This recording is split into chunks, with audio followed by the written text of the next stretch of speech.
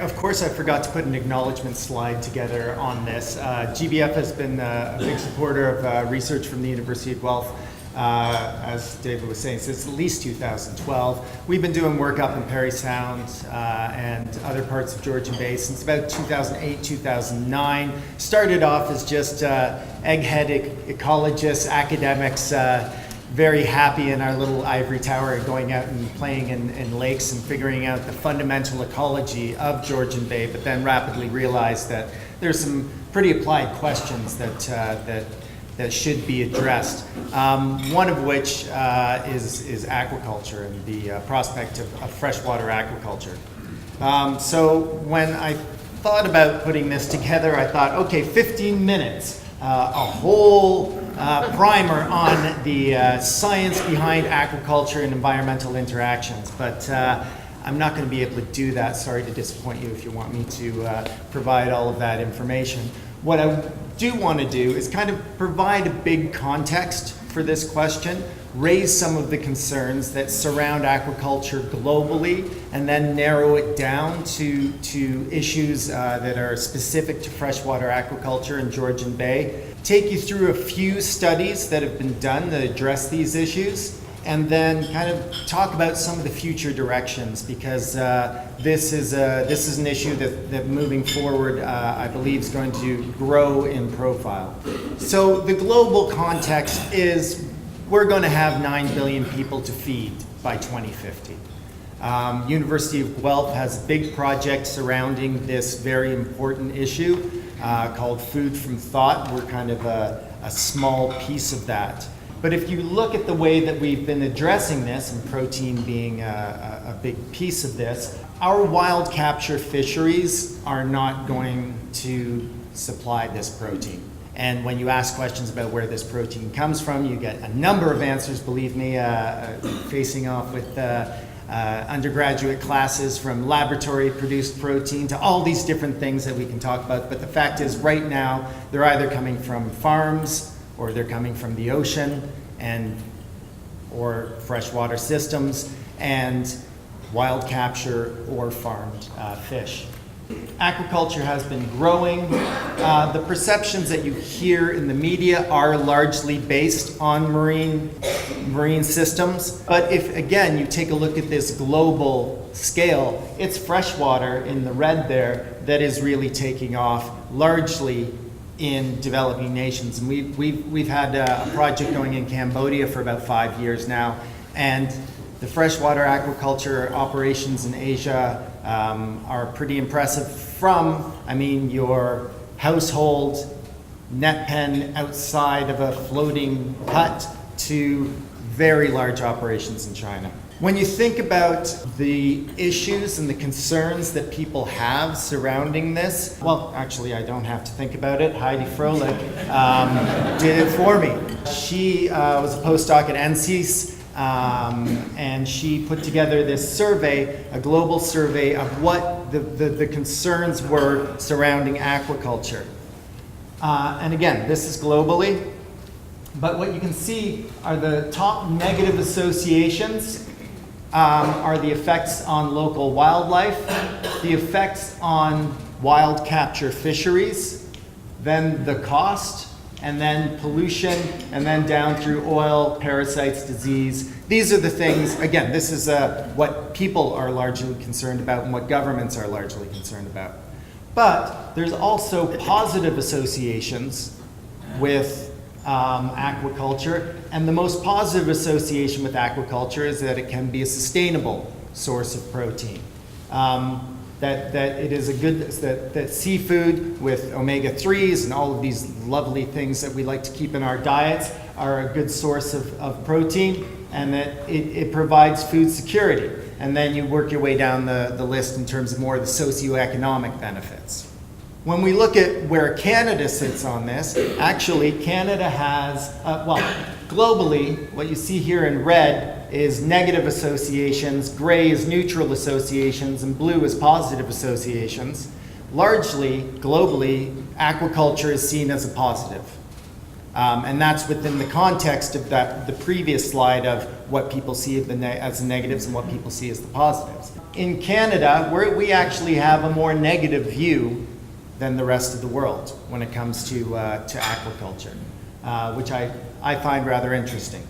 Freshwater aquaculture in Canada has been identified for many years as an area of potential growth. We are a freshwater nation. We identify with freshwater. We're also a farming nation, right? And aquaculture, as I'm reminded again and again from the operators, is a farming operation. It's not a fisheries operation. The same principles that apply for animal husbandry on land apply for freshwater aquaculture. The arguments for is that it could help address issues including food security, sustainability of fish harvest, and socioeconomic stability in regions that are looking for employment and are looking for economic stability. But of course, there are concerns related to the negative impacts of fish and fish culture practices.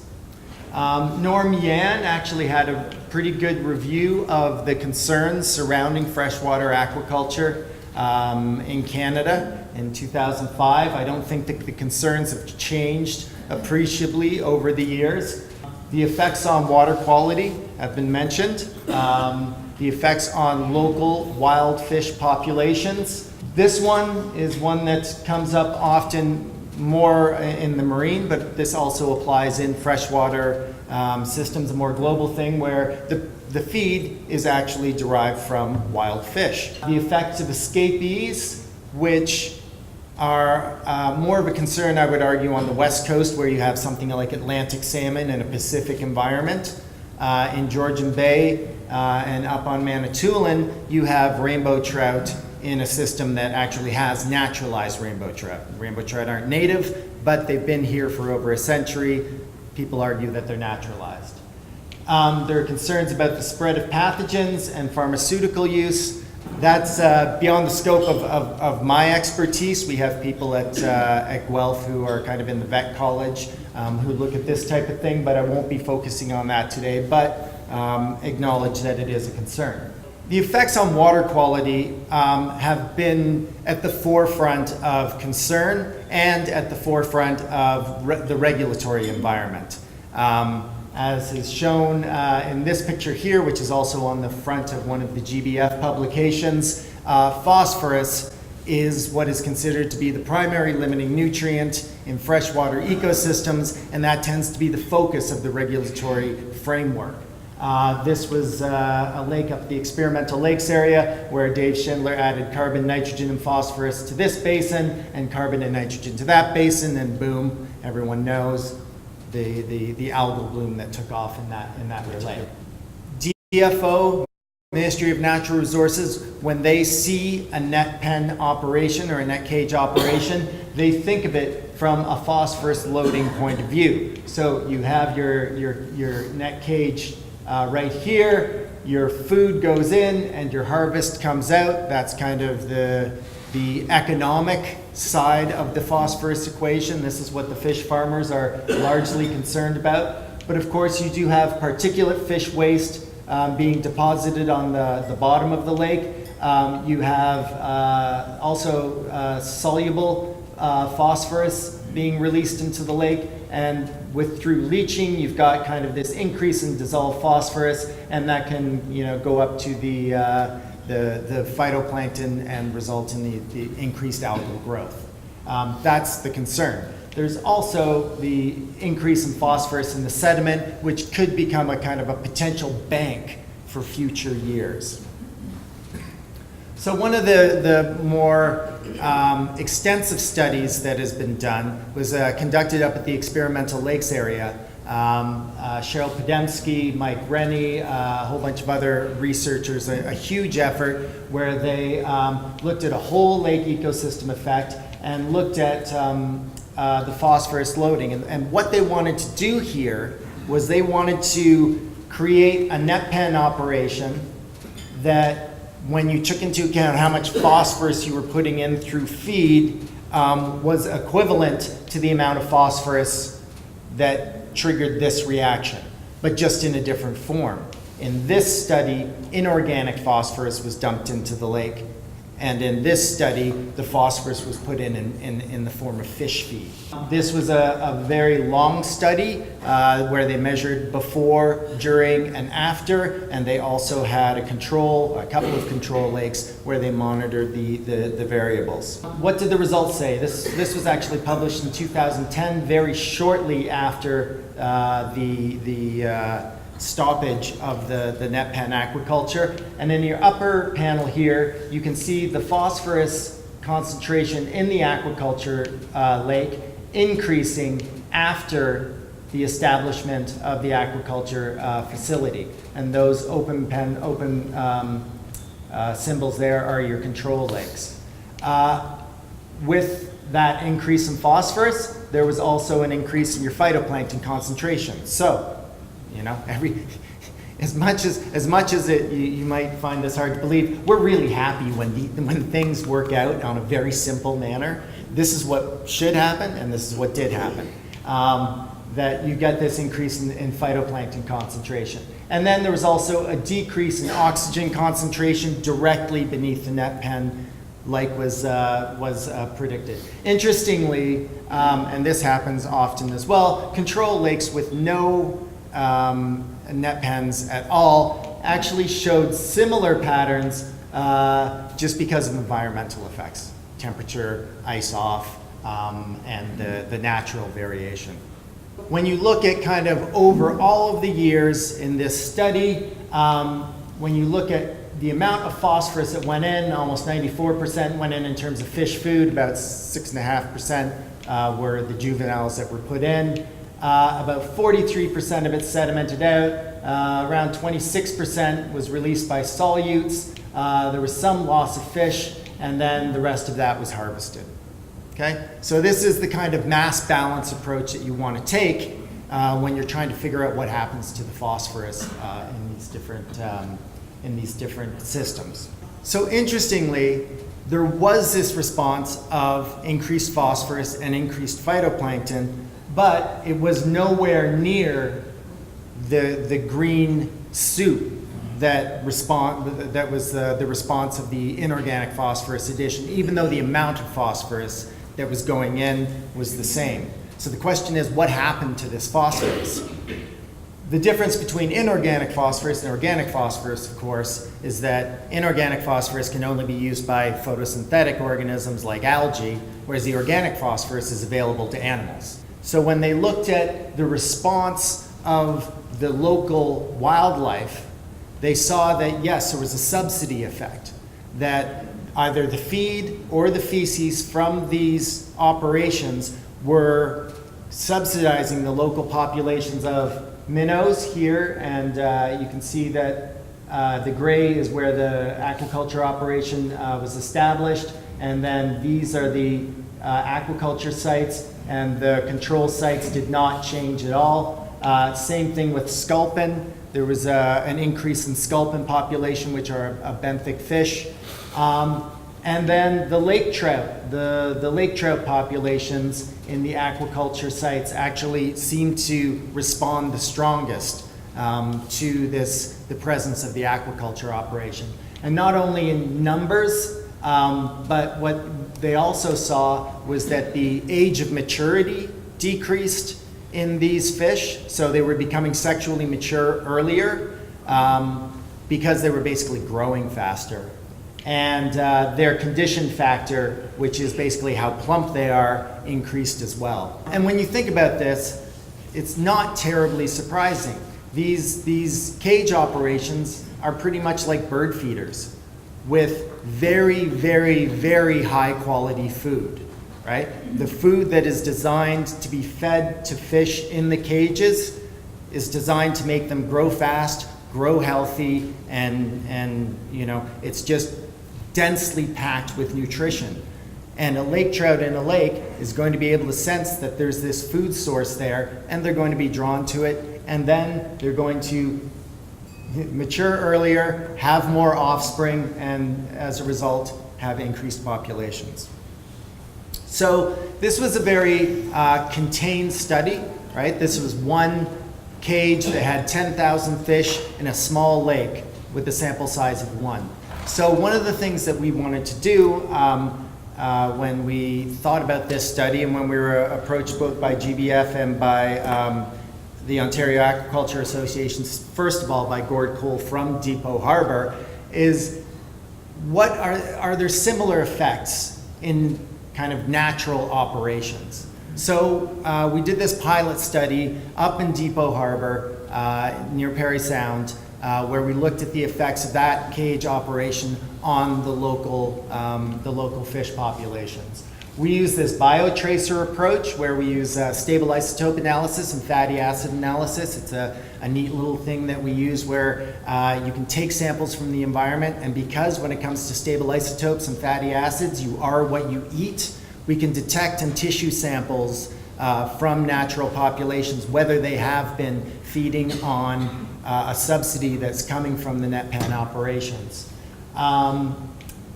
And we looked at the effect of the operation on the local ecosystem kind of structure and function. And the idea was that, you know, we could have 3 hypotheses here. One, that the feed and the waste just sinks to the bottom of the lake and nothing eats it and nothing takes it up and we can't detect anything. Unlikely, but that's our null hypothesis. There's an asymmetric enrichment hypothesis where there are certain elements of the food web that preferentially take up this subsidy, or there's kind of this diffuse enrichment hypothesis where everything in the food web takes up the subsidy from these net pens.